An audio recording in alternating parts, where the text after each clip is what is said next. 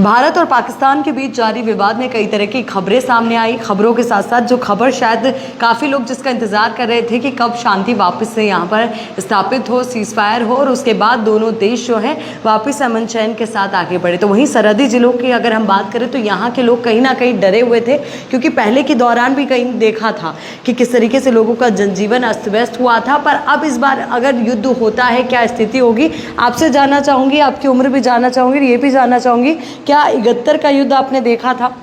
हाँ, 71 का और 65 दोनों युद्ध देखे थे मैंने। दोनों देखे थे, 65 और 71 का। तब आपकी उम्र कितनी थी लगभग? मैं 65 में फर्स्ट क्लास में पढ़ता था और 71 में 6 में था। 6 में थे। उस समय तो थोड़ा भय ज़्यादा था कि गांव में फौज आ गई थी और लोग हमारे लेडीज़ वगैरह को एडजस्ट कर दिया था, कहीं खेतों में किया था या किसी ज़िले में रिश्तेदार थे, जालोर ज़िले में चले गए थे। कुछ उस टाइम आपने देखा, या जैसे अभी तो सायरन बजते हैं, व्हाट्सएप पे मैसेज आ जाते हैं, तब तो फ़ोन भी इतने नहीं होते थे, तो कैसे आप लोग को पता चलता था कि भाई अब अलर्ट हो गया है, हमें छुपना है या कुछ? उस समय तो कोई अलर्ट वलर्ट नहीं था। आर्मी यहाँ जमी हुई थी और लोकल आदमियों को 303 बंदूकें थी उस समय। और हमारे जो जवान थे जो इसके चलाने के लायक थे उनको इशू कर दिया था पंचायत से कि आप भी लड़ने को तैयार हो। 10-15 बंदूकें 303 दे रखी थी 71 में। तो अच्छा, तो उस दौरान मतलब आम लोग भी ऐसे थे जो सेना की तरह लड़ते थे? उनको 303 बंदूकें थी उस समय, 303 थी। अब तो एटम बम का जमाना आ गया।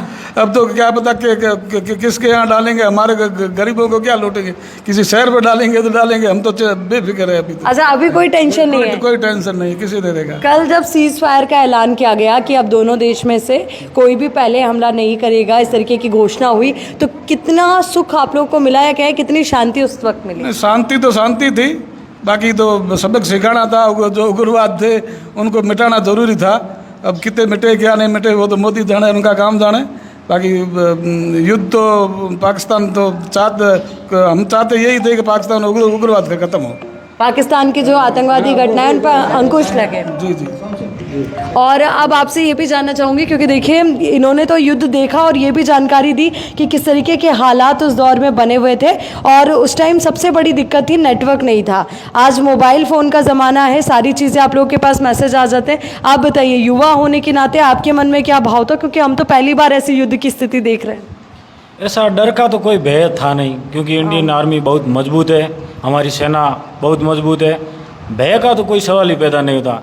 ठीक है, अपने थोड़ा सावचेत रहना ज़रूरी है, क्योंकि ऊपर से ड्रोन की जो गतिविधियाँ देखी जाए, सरकार के नियमों का पालन करना चाहिए। बाकी भय का तो 1% ही कोई सवाल ही पैदा नहीं होता।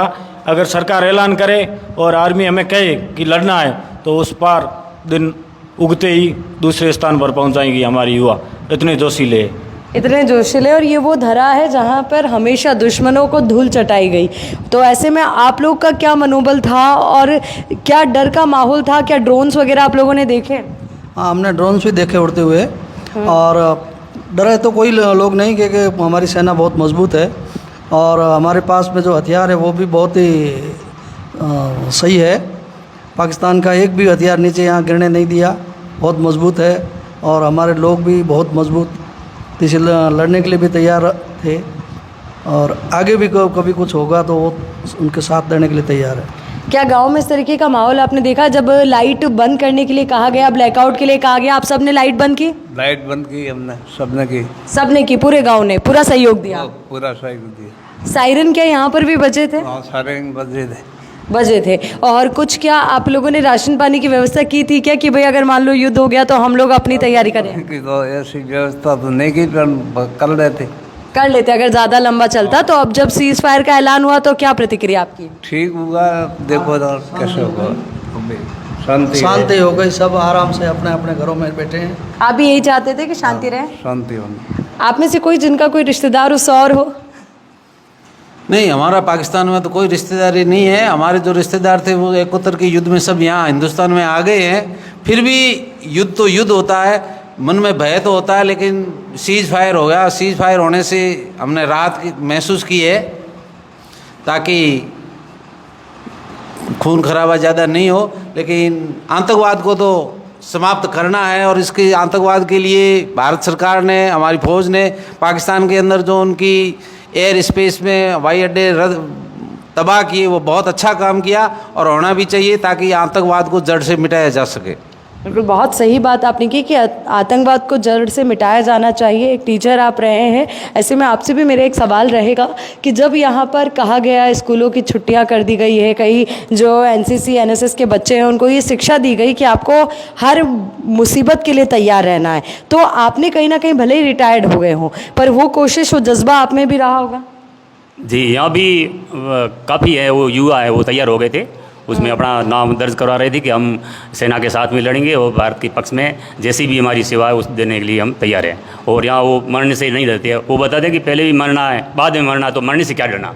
वो कभी हिचक नहीं रखते हैं और निडर होकर के सेना का और सरकार का साथ देने के लिए यहाँ के युवा तैयार है। घर में भी बहुत सारी महिलाएं होंगी, तो उनकी क्या प्रतिक्रिया रही? महिलाएं उनको क्या है थोड़ी समझाइश करनी पड़ती है।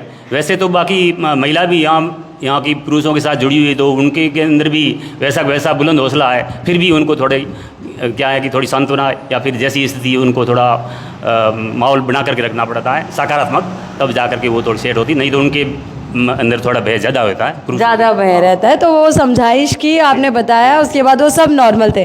आपके घर में किस तरीके का माहौल था जब पहली बार सुना कि हाँ युद्ध जैसी स्थिति हो सकती है, लड़ाई झगड़ा हो सकता है दोनों देशों में, और ये कोई छोटा मोटा लड़ाई झगड़ा नहीं बल्कि युद्ध, और आप तो सरहदी जिले में हैं? माहौल नॉर्मली था, वैसे इतना भयानक नहीं था, क्योंकि वैसे भी आजकल जो मैसेज वगैरह आते थे उसके प्रोटोकॉल के अकॉर्डिंग सही मैसेज आ रहे थे, और कैसे भी अगर हमको सुरक्षित रहना है, कैसे ऊपर आगे देखना है, वो सब सही था। बाकी सैन्य यहाँ आ चुकी थी और बाकी इतना भय कोई था नहीं। वैसे तो अभी हमारी सेना पूरी तरीके से मजबूत है, तैयार है। 70 बिलियन का हमारा पूरा बजट है, एक बड़ा बजट है पाकिस्तान के मुकाबले तो बहुत ज़्यादा। पर जैसे कि अभी काका जी ने बताया कि उनके टाइम आम आदमियों को पिस्तौल दे दी गई, गन्स दे दी गई कि आपको अगर लड़ना पड़े तो लड़ने को तैयार रहिएगा। तो क्या यहाँ के युवाओं में आपने वो जोश देखा? पहले के टाइम में पिस्तौल वगैरह होती थी तो वहाँ पर युवा उस टाइम ट्रेन होते थे। इस टाइम में अभी पिस्तौल वगैरह लाइसेंस के अकॉर्डिंग होती है, तो वैसे नहीं, अगर ऐसी स्थिति आती है कि आप लोगों को कहा जाता है कि अब हाँ मातृभूमि के लिए लड़ना है, हाँ, तो उनके सपोर्ट के लिए हम हमेशा सर्वोपरि रहते। चलिए, तो देखिए तमाम वो देशभक्त जो हमारे साथ हैं, और कहीं ना कहीं आप यहाँ की माटी की सौगंधी कह लीजिए, सुगंधी कह लीजिए, कि हर जो व्यक्ति यहाँ पे पैदा होता है उसके अंदर एक जोश, एक जज्बा बचपन से होता है। यही वजह कि यहाँ के जवान हो या फिर वृद्ध, हर कोई मातृभूमि के लिए लड़ने को तत्पर है, तैयार है, और हर मुसीबत का डट कर सामने को करने को तैयार है।